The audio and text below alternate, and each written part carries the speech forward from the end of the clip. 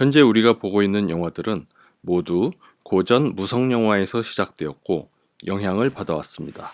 제가 초창기 고전 무성영화를 공부하기 시작했을 때 큰 영향을 받은 양식이 두 가지 있었습니다. 가장 큰 감명을 받은 것은 달세계 여행이라는 영화와 칼리가리 박사의 밀실이라는 영화였습니다. 두 영화는 판타지와 표현주의 영화의 발전에 영향을 준 작품이었죠. 이미 100년도 넘은 이전에 상상 속의 이야기를 현실화했다는 것과 현실적이지 않은 표현 기법을 사용해 영상을 만들어냈다는 것이 저에겐 큰 자극이 되었습니다. 음식에도 순한 맛과 매운맛이 있듯이 영화에서도 자극적인 맛이 강한 매운맛의 영화에 빠져들게 된 것입니다. 저도 그런 과거의 표현 기법을 이용해 영화를 만들고 싶었습니다. 그리고 그와 함께 호러, SF, 코미디, 뮤지컬의 장르를 혼합시켜보자는 의도로 내용보다 형식에 더 치중한 영화를 기획했습니다. 가장 어울리는 이야기 컨셉으로 프랑켄슈타인, 그리고 지킬 박사와 하이드를 차용하기로 하였습니다. 세상 모두가 미친 사람으로 취급하는 칼가리 박사는 새로운 인간을 만들기 위한 연구를 하고 시체들을 훔쳐 실험을 거듭합니다. 자신의 분신이자 또 다른 자아인 제기를 만들어내는 데 성공하지만 결국 제길에 의해 자멸하고 맙니다. 간단한 이야기지만 어린 시절부터 지금까지 저에게 가장 큰 관심사이자 앞으로 꼭 만들고 싶은 영화의 가장 큰 핵심적인 소재입니다. 언젠가 장편 영화에서도 꼭 이런 형식의 영화를 만들어 보고 싶은 꿈이 남아 있습니다. 서태지와 아이들의 지킬 박사와 하이드라는 음악이 이 독백 장면을 만드는데 많은 영감을 주었습니다. 그리고 이 영화의 발표 당시에는 그 음악을 칼가리 박사의 독백 음악으로 사용했었고요. 하지만 그 음악보다 더 내용에 어울리는 음악을 사용하고 싶었는데요. 그 당시에는 음악을 만들 능력이 안 되었기 때문에 사용하지 못했습니다. 세월이 흘러 제가 게러지 밴드 사용법을 알고 난 후에 드디어 내용에 더 알맞는 음악을 만들게 되었습니다. 비록 초보적인 실력이지만 전자음악의 다양하고 편리한 사용법으로 악기 구성도 하고 가사도 만들어 노래까지 직접 녹음할 수 있었습니다. 기본적인 컨셉은 지킬 박사와 하이드 노래의 중간 부분을 모티브로 하드락 느낌의 악기 편성과 창법을 모방해 봤고요. 가사와 안무도 칼가리 박사의 정신세계를 지배하는 이중성과 신인류 창조에 대한 고민을 표현하려고 노력했습니다. 촬영 당시 처음으로 연출과 연기를 동시에 병행하려다 보니 많은 혼돈이 있었고 실수도 많았던 기억이 납니다.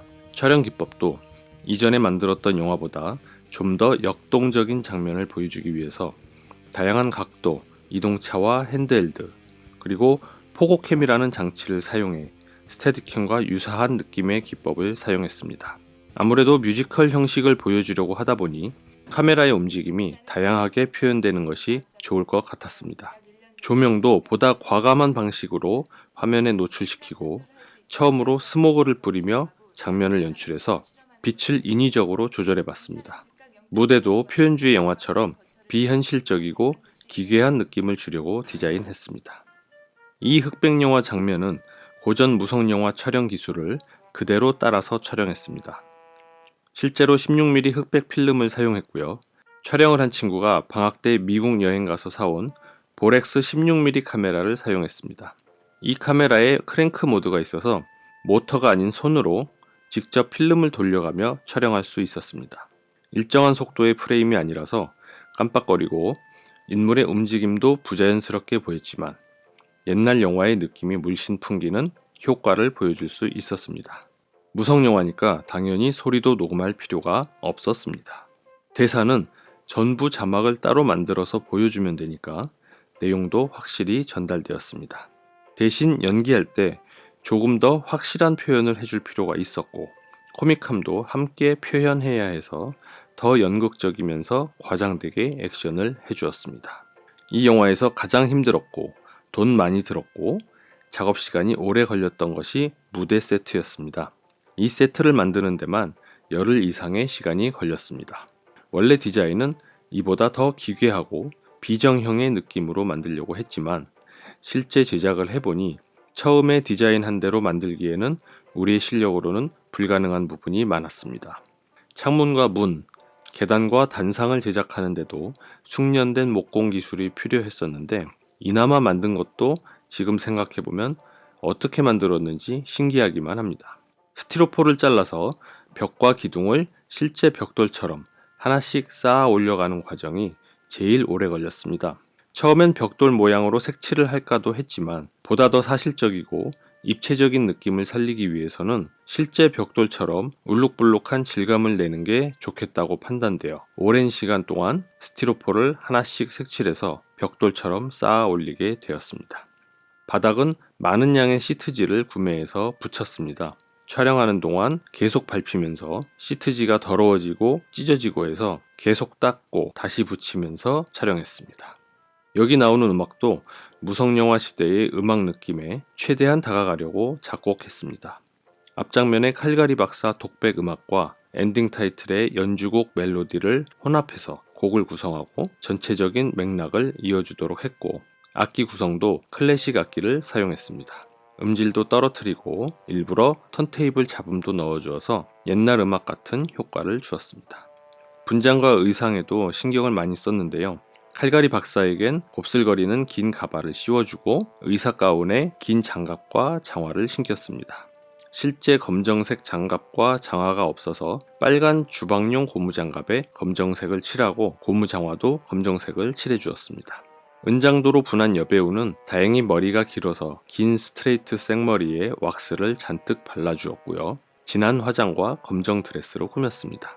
제 길로 등장한 배우 손호승은 이 친구의 집에 마침 잠수복이 있어서 이 옷을 거꾸로 뒤집어 입고 흡착판에 전선을 연결해 몸에 여기저기 갖다 붙였더니 나름 실험용 인간 같은 느낌이 들었습니다. 대사는 없었지만 인조인간 같은 느낌의 연기를 기괴하면서 코믹하게 독특한 연기를 보여주었습니다. 느닷없이 컬러 화면으로 전환되면서 등장인물들의 모습이 바뀌는데요. 인조인간 제길이 신비한 능력으로 마치 마법 같은 효과를 이뤄낸다는 설정을 했습니다.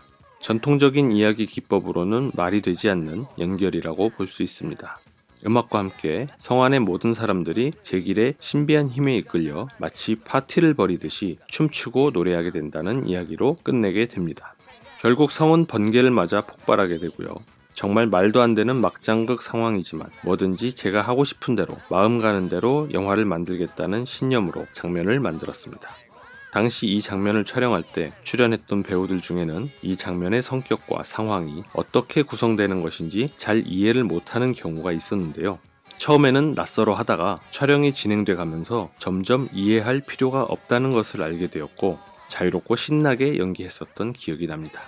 당시 삐삐밴드에 유쾌한 씨의 껌 씹는 방법이라는 음악이 나왔었습니다. 상당히 신선하고 파격적인 음악이었고 이 영화에 딱 맞겠다는 느낌을 받았었습니다. 마침 노래방에서 카세트 테이프로 녹음을 할 수 있었기에 음원을 녹음해와 새로 가사를 만들어 친구들과 같이 노래를 녹음했습니다. 춤을 잘 추는 후배가 안무를 만들어 주어서 등장한 모든 배우들과 함께 연습을 해서 이 장면을 만들어낼 수 있었습니다. 정신없으면서 요절복통한 혼란 상황의 춤으로 만들어 칼갈이 박사의 세계 정복의 야망을 실패로 만들어버린다는 그런 의도의 장면을 만들어낼 수 있었습니다. 여기서도 카메라는 가능한 한 다양한 움직임으로 촬영을 하게 되었는데요. 특히 포고캠의 능력이 최대한 발휘되었습니다. 요즘은 짐벌 기능이 있는 스테빌라이저 장비가 많이 보급되었지만 그 당시엔 고가의 장비인 스테디캠을 사용할 여건이 안 되었습니다. 그 대신 친구가 직접 DIY로 개발한 포고캠은 우리에겐 핸드헬드의 손떨림을 벗어날 수 있는 유일하고 효과적인 장비였습니다. 칼갈이 박사의 성은 애니메이션을 이용해 표현했습니다. 실제로 성을 가서 촬영할 여건은 안 되었으니 가장 합리적으로 표현할 방법이 애니메이션밖에 없었습니다.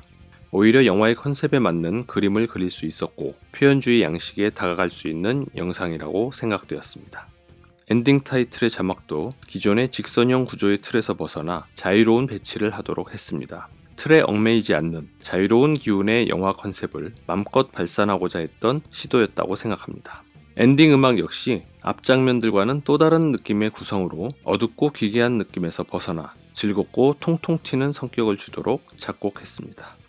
칼갈이 박사의 야망은 저의 20대 시절의 작품 성향을 가장 잘 대변해 주었던 영화로 당시 주변 사람들에게 저의 영화 스타일을 확실히 각인시켜준 영화였습니다. 시청해주셔서 감사합니다.